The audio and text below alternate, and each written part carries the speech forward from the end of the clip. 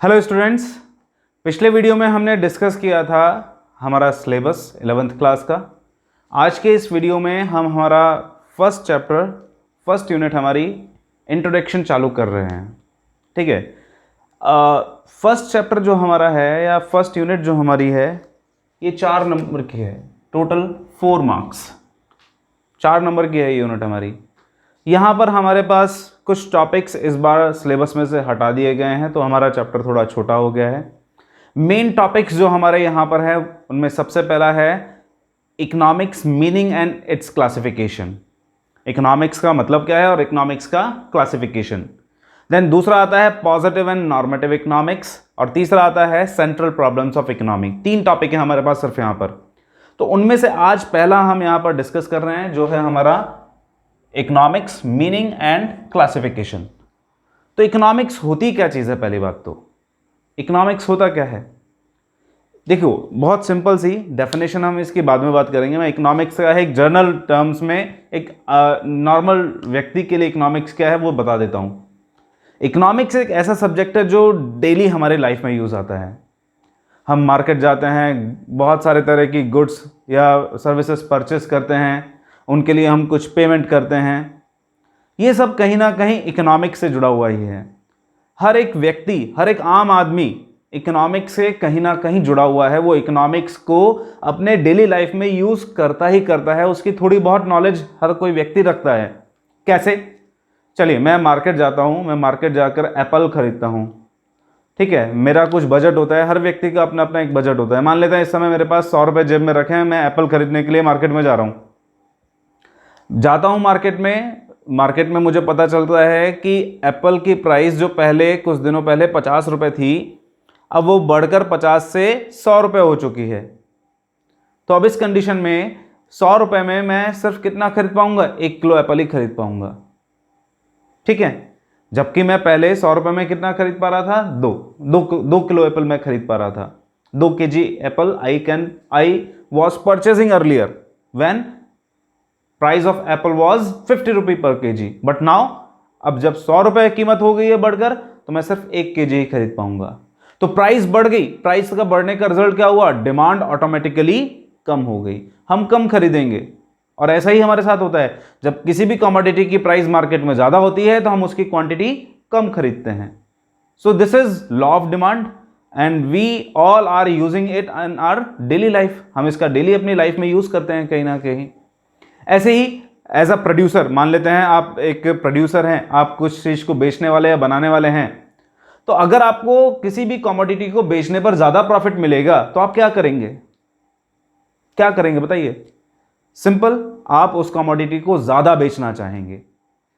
यह है law of supply. यानी जब प्राइस बढ़ती है तो प्रोड्यूसर उस कमोडिटी को ज्यादा बेचना चाहेगा। That is law of supply. ये भी हर एक प्रोड्यूसर, हर एक सेलर या हर आम आदमी अपनी डेली लाइफ में यूज करता है। So economics is a subject which is used by each of us in our daily life. ये एक ऐसा सब्जेक्ट है जिसका हम सभी व्यक्ति अपने डेली लाइफ में यूज करते हैं। तो बहुत ही आसान से शब्दों में अगर मुझे डेफिनेशन देनी हो इकोनॉमिक्स की, तो मैं क्या दूंगा? तो मैं कहूंगा economics is a subject which studies about economic behaviour of human being. क्या करता है? इकोनॉमिक बिहेवियर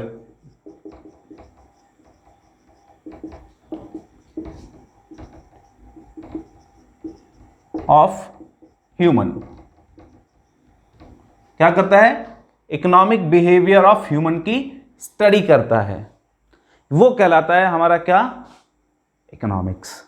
बट इकोनॉमिक्स की अलग अलग डेफिनेशंस दी गई हैं। बहुत सारे इकोनॉमिक्स, बहुत सारे अर्थशास्त्रियों ने अलग अलग डेफिनेशंस दी हैं। टोटल यहां पर 4 तरह की डेफिनेशंस हमारे पास होती हैं, जिनमें पहली है वेल्थ रिलेटेड या वेल्थ ओरिएंटेड। दूसरी है हमारे पास यहां पर वेलफेयर रिलेटेड डेफिनेशन। पास आती है स्कैरसिटी रिलेटेड। जो हमारे पास यहां आती है वो आती है ग्रोथ या डेवलपमेंट, ग्रोथ या डेवलपमेंट ओरिएंटेड डेफिनेशंस। तो 4 तरह की डेफिनेशंस हैं हमारे पास यहां इकोनॉमिक्स की, लेकिन हम इन डेफिनेशंस पर ज्यादा फोकस नहीं करेंगे। हम इन सब पर ज्यादा ध्यान देने की बजाय हम आगे के टॉपिक्स को कवर करेंगे, बिकॉज ये सब हमारे सिलेबस में हटा दिया गया है फिलहाल के लिए, इस साल के लिए। ठीक है, तो हमें सिर्फ इकोनॉमिक्स का मतलब पढ़ना है, तो बहुत ही इजी और आसान शब्दों में हमने बता दिया, economics is a subject which studies about economic behaviour of human being. आम आदमी के इकोनॉमिक बिहेवियर की स्टडी करने वाला सब्जेक्ट होता है इकोनॉमिक्स। लेकिन फिर भी यहां पर स्केर्सिटी ओरिएंटेड जो डेफिनेशंस होती हैं, scarcity oriented definitions are the most popular definitions of economics. होता क्या है, हमारे पास जितने भी रिसोर्सेज हैं दे ऑल आर लिमिटेड। हमारे पास जो भी रिसोर्सेज है वो कैसे हैं, लिमिटेड हैं, बहुत सीमित हैं। लेकिन हमारी नीड्स बहुत ज्यादा हैं, है ना। एक नीड खत्म होती है, दूसरी जनरेट हो जाती है, दूसरी खत्म होती है, तीसरी जनरेट हो जाती है। तो इस तरह से हमारी नीड्स तो बहुत ज्यादा हैं, बट हमारी जो रिसोर्सेज हैं वो बहुत ही लिमिटेड है। रिसोर्सेज माने हम कह सकते हैं इनकम, जिनसे हम अपनी आवश्यकताओं को पूरा कर सकते हैं, वो बहुत लिमिटेड है। तो अब इन्हीं लिमिटेड रिसोर्सेज के साथ हम अपनी बहुत सारी नीड्स को किस तरह से पूरा करेंगे, किस सीक्वेंस में पूरा करेंगे, इसकी स्टडी करना ही इकोनॉमिक्स कहलाता है। सो हम एक डेफिनेशन यहां दे सकते हैं, economics is a subject which studies about how people will satisfy their different needs with limited resources. अपने लिमिटेड रिसोर्सेज के साथ लोग अपनी बहुत सारी आवश्यकताओं को किस सीक्वेंस में, किस प्रकार से पूरा करेंगे, यह स्टडी करना ही क्या कहलाता है, इकोनॉमिक्स कहलाता है। ठीक है, अब हम बात करते हैं यहां पर इकोनॉमिक्स का ओरिजिन कैसे हुआ। तो जब हम बात करते हैं इकोनॉमिक्स के ओरिजिन की, तो 1776 ये एक बहुत ही इंपॉर्टेंट ईयर है। 1776 से पहले पहले तक इकोनॉमिक्स को एक सेपरेट सब्जेक्ट की फॉर्म में जाना ही नहीं जाता था। 1776 में एडम स्मिथ नाम के एक अर्थशास्त्री ने, एक इकोनॉमिक्स ने एक बुक लिखी थी जिसका नाम था वेल्थ ऑफ नेशंस। क्या नाम था, वेल्थ ऑफ नेशंस। इस बुक के बाद से इकोनॉमिक्स को सोशल साइंसेज से सेपरेट करके एक अलग सब्जेक्ट की फॉर्म में जाना जाने लगा। यानी हम कह सकते हैं यहां पर इकोनॉमिक्स का जन्म हुआ। इसीलिए एडम स्मिथ को बोला जाता है फादर ऑफ इकोनॉमिक्स। क्या बोलते हैं इसे, इन्हें क्या बोलते हैं, फादर ऑफ इकोनॉमिक्स के नाम से जाने जाते हैं। ठीक है, लेकिन इन्होंने इकोनॉमिक्स का कोई क्लासिफिकेशन नहीं किया, कोई ब्रांच नहीं बनाई इन्होंने इकोनॉमिक्स की। इकोनॉमिक्स की जो मेन ब्रांचेस आज हम देखते हैं उनमें आती है एक माइक्रो इकोनॉमिक्स, एक आती है मैक्रो इकोनॉमिक्स। तो ये कब हुआ, ये 1933 में 1933 में एक इकोनॉमिक्स हुए थे जिनका नाम था Ragnar फ्रिश।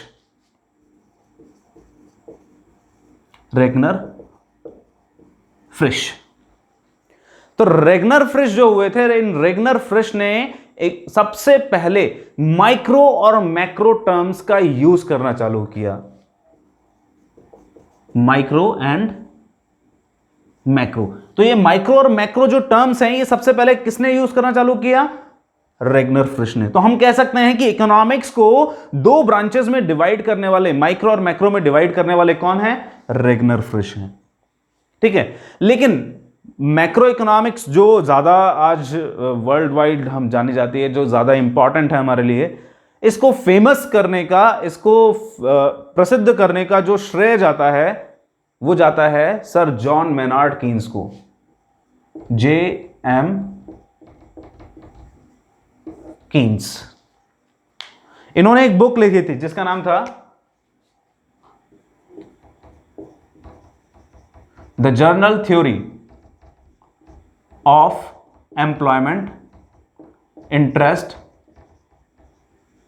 And money. The journal theory of employment, interest and money. इस बुक ने, ये इन्होंने लिखी थी 1935-36 में। और जब पूरे वर्ल्ड में 1929 में जो ग्रेट डिप्रेशन हुआ था, ग्रेट डिप्रेशन आया था, वर्ल्ड में सारी इकोनॉमीज बर्बाद होने लगी थी, बड़े पैमाने पर फैक्ट्रियां बंद हो गई, प्रोडक्शन बंद हो गया, लोग बेरोजगार हो गए। उस समय सर जॉन मेनार्ड कीन्स ने अपना आइडिया दिया कि सरकार को आगे आना चाहिए, सरकार को क्या करना चाहिए, इकोनॉमिक एक्टिविटीज में पार्टिसिपेट करना चाहिए, सरकार को खर्चा करना चाहिए। और इस तरह से इन्होंने जो मैक्रो इकोनॉमिक्स है, मैक्रो इकोनॉमिक्स को सपोर्ट करना चालू किया, मैक्रो इकोनॉमिक्स को इन्होंने क्या करना चालू किया, बढ़ाना चालू किया। इससे पहले तक सिर्फ माइक्रो माइक्रो और माइक्रो की बात की जाती थी हमेशा। इकोनॉमिक्स का कोई क्लासिफिकेशन नहीं था, वो पूरी तरह से एक माइक्रो इकोनॉमिक्स की फॉर्म में ही पढ़ी जाती थी। लेकिन जब 1933 में इन्होंने इसका क्लासिफिकेशन किया, उसके बाद से जॉन मेनार्ड कीन्स ने क्या किया, इकोनॉमिक्स के मैक्रो इकोनॉमिक्स वाले पार्ट को क्या कर दिया, उन्होंने बढ़ाना, उन्हें सपोर्ट करना चालू कर दिया। तो हम कह सकते हैं मैक्रो इकोनॉमिक्स को फेमस करने वाले हैं सर जॉन मेनार्ड कीन्स। तो अब मैं यहां पर ये माइक्रो मैक्रो के बारे में क्यों बता रहा हूं, इसलिए बता रहा हूं बिकॉज हम पढ़ रहे हैं यहां पर क्लासिफिकेशन ऑफ इकोनॉमिक्स। इकोनॉमिक्स को हम दो पार्ट में क्लासिफाई करेंगे, एक होगा माइक्रो इकोनॉमिक्स, दूसरा होगा मैक्रो इकोनॉमिक्स, और हम इन दोनों के डिफरेंसेस भी पढ़ने वाले हैं। तो अब हम पढ़ते हैं माइक्रो और मैक्रो के बारे में। माइक्रो क्या है, मैक्रो क्या है, इन दोनों में क्या डिफरेंसेस हैं। अब हम टॉपिक स्टार्ट करने जा रहे हैं, माइक्रो और मैक्रो में डिफरेंस क्या होता है और इनके मीनिंग क्या होता है। जब हम बात करते हैं माइक्रो इकोनॉमिक्स के मीनिंग की, तो माइक्रो का नॉर्मल वर्ड का जो मीनिंग है वो होता है स्मॉल, सूक्ष्म, छोटा। तो यही यहां पर माइक्रो इकोनॉमिक्स का मतलब है। एक चीज मैं पहले बता दूं, इकोनॉमिक्स में सिर्फ हम इकोनॉमिक बिहेवियर की या इकोनॉमिक एक्टिविटीज के बारे में ही स्टडी करते हैं। तो माइक्रो इकोनॉमिक्स क्या हुआ, micro economics refers to the study of individual economic unit और small economic groups. Study of individual economic units और स्मॉल ग्रुप्स, छोटे छोटे ग्रुप्स की, है ना, छोटे छोटे ग्रुप्स की या इंडिविजुअल इकोनॉमिक यूनिट्स की जो स्टडी होती है उसे कहते हैं हम क्या, माइक्रो इकोनॉमिक्स। जैसे कि कोई व्यक्ति अपनी इनकम से अपनी नीड्स को सेटिस्फाई कैसे करेगा, मैं अपने घर का बजट किस तरह बनाता हूं, ये क्या हो गया, माइक्रो हो गया। मैं कितना कमाता हूं, मेरा कंजम्पशन कितना है मेरा इन्वेस्टमेंट कितना है, ये क्या हो गया, माइक्रो इकोनॉमिक्स हो गया। ठीक है, इसी तरह से मैक्रो, मैक्रो का मतलब क्या होता है, बड़ा, लार्ज। तो जब हम लार्ज एग्रीगेट, बड़े बड़े एग्रीगेट्स की बात करेंगे या इकोनॉमी एज अ होल, पूरी की पूरी इकोनॉमी की एक साथ बात करेंगे, तो वो कहलाएगा हमारा macroeconomics. Macroeconomics refers to the study of large economic aggregates और इकोनॉमी एज अ होल, ये कहलाएगा हमारा मैक्रो इकोनॉमिक्स। यानी जब मैं एक व्यक्ति के कंजम्पशन की बात कर रहा हूं, मेरा कंजम्पशन, यह क्या हो गया, माइक्रो इकोनॉमिक्स हो गया। लेकिन मैं बात कर रहा हूं पूरी कंट्री में टोटल कंजम्पशन कितना है, तो ये हो गया हमारा मैक्रो इकोनॉमिक्स। मैंने कितना सेविंग किया, ये हो गया माइक्रो इकोनॉमिक्स। लेकिन पूरी कंट्री में कितना सेविंग हुआ है, ये हो गया मैक्रो इकोनॉमिक्स। मेरी डिमांड कितनी है, ये हो गया माइक्रो इकोनॉमिक्स। लेकिन पूरी कंट्री में कितनी डिमांड है, ये हो गया हमारा मैक्रो इकोनॉमिक्स। ठीक है, एक फर्म ने कितना प्रोडक्शन किया, ये हो गया माइक्रो इकोनॉमिक्स। लेकिन कंट्री में जितनी भी फर्म्स हैं उन सब ने कितना प्रोडक्शन किया, ये हो गया macro economics. Clear, I hope micro और मैक्रो में डिफरेंस समझ में आने लगा होगा। माइक्रो माने स्मॉल, छोटा, इंडिविजुअल या स्मॉल ग्रुप्स।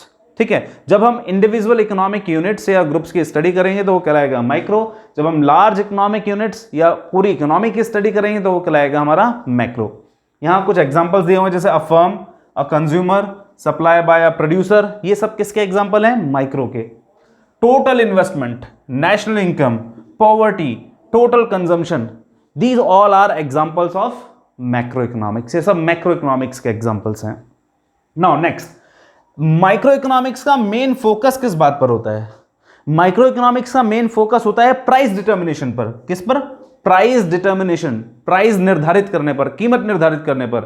किस चीज की, फैक्टर्स की या फिर गुड्स की, किसी भी गुड की, कमोडिटी की, या फैक्टर्स ऑफ प्रोडक्शन। अभी हम इनके बारे में पढ़ेंगे आगे आने वाले वीडियोस में।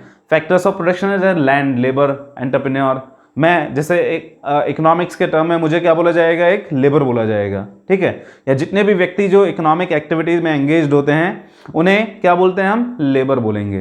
ठीक है, ऐसे ही कुछ लोग एंटरप्रेन्योर हो सकते हैं, यानी जो क्या कर रहे हैं, बिजनेस चलाने वाले हैं, सारा रिस्क बेयर करने वाले हैं। ठीक है, लैंड, लेबर, कैपिटल, एंटरप्रेन्योर, ये सारे क्या है हमारे फैक्टर्स ऑफ प्रोडक्शन है। इन सब की प्राइस कितनी होगी, यानी मैं काम करता हूं तो इसके बदले मुझे कितना पेमेंट किया जाएगा, कितनी वेज दी जाएगी, ये निर्धारित करना किस में आता है, हमारा माइक्रो इकोनॉमिक्स में आता है। या मान लेते हैं जैसे मार्कर, ये 30 रुपए का एक मार्कर है, 30 रुपीज, तो इसकी 30 रुपए प्राइस डिसाइड हुई, तो ये किस में आएगा, ये माइक्रो इकोनॉमिक्स में आएगा। ठीक है, तो ये माइक्रो इकोनॉमिक्स में मेन फोकस होता है प्राइस डिटर्मिनेशन पर, जबकि मैक्रो इकोनॉमिक्स में मेन फोकस होता है इनकम, आउटपुट और एम्प्लॉयमेंट के डिटर्मिनेशन पर, यानी पूरी कंट्री में कितना इनकम होगा या आउटपुट होगा, एम्प्लॉयमेंट होगा, तीनों अलग अलग चीजें नहीं है, तीनों एक साथ ही निर्धारित होते हैं हमेशा। तो इनका निर्धारण कहां पर होगा, ये कहां पर डिटरमाइन होंगे, ये स्टडी करना आएगा, कहलाएगा हमारा मैक्रो इकोनॉमिक्स। ऑल्टरनेट नेम इनके और क्या नाम हो सकते हैं, माइक्रो का मेन फोकस होता है प्राइस डिटर्मिनेशन, इसलिए इसे बोलते हैं प्राइस थ्योरी। ठीक है, ऐसे ही मैक्रो का मेन फोकस होता है इनकम आउटपुट डिटर्मिनेशन पर, इसलिए इसे बोलते हैं इनकम आउटपुट थ्योरी। ठीक है, टूल्स की बात करें, यानी जो मेन चीज जो हम यूज करेंगे यहां पर किस चीज को, प्राइस डिटर्मिनेट करने के लिए या इनकम आउटपुट डिटर्मिनेट करने के लिए। तो माइक्रो इकोनॉमिक्स में हम क्या करते हैं, डिमांड और सप्लाई। कौन सी डिमांड और supply, market demand and market supply. कौन सी demand, market demand and market supply का यूज करते हैं किसके लिए, प्राइस डिटर्मिनेशन के लिए, गुड्स की या फैक्टर्स की प्राइस को डिसाइड करने के लिए। ये पढ़ेंगे हम डिटेल से इसी बुक में, आगे आने वाले चैप्टर्स में। इसी तरह से इनकम आउटपुट या एम्प्लॉयमेंट डिटर्मिनेट करने के लिए हम किसका यूज करते हैं, इसके लिए हम यूज करते हैं aggregate demand and aggregate supply. दोनों अलग अलग चीजें याद रखना, दोनों डिमांड और दोनों सप्लाई है, यहां पर याद रखना, ये भी डिमांड है यहां पर भी डिमांड है, यहां भी सप्लाई है, यहां भी सप्लाई है, लेकिन यहां पर मार्केट डिमांड है, यहां पर एग्रीगेट डिमांड है, यहां पर मार्केट सप्लाई है, यहां पर एग्रीगेट सप्लाई है। दोनों में डिफरेंस होता है। आगे आने वाले वीडियोस में इन सब के बारे में डिटेल से बताया जाएगा। नॉर्मली मैं बता दूं, मार्केट डिमांड का मतलब होता है डिमांड ऑफ वन कमोडिटी, किसी भी एक कमोडिटी, जैसे ये मार्कर, इस मार्कर के मार्केट में कितने लोग खरीदने वाले हैं, सब लोगों की डिमांड का टोटल कहलाएगा मार्केट डिमांड। एग्रीगेट डिमांड का मतलब कंट्री में जितनी भी गुड्स प्रोड्यूस हुई हैं, उन सब की demand, total demand by all the consumers, वो कहलाएगा हमारा एग्रीगेट डिमांड।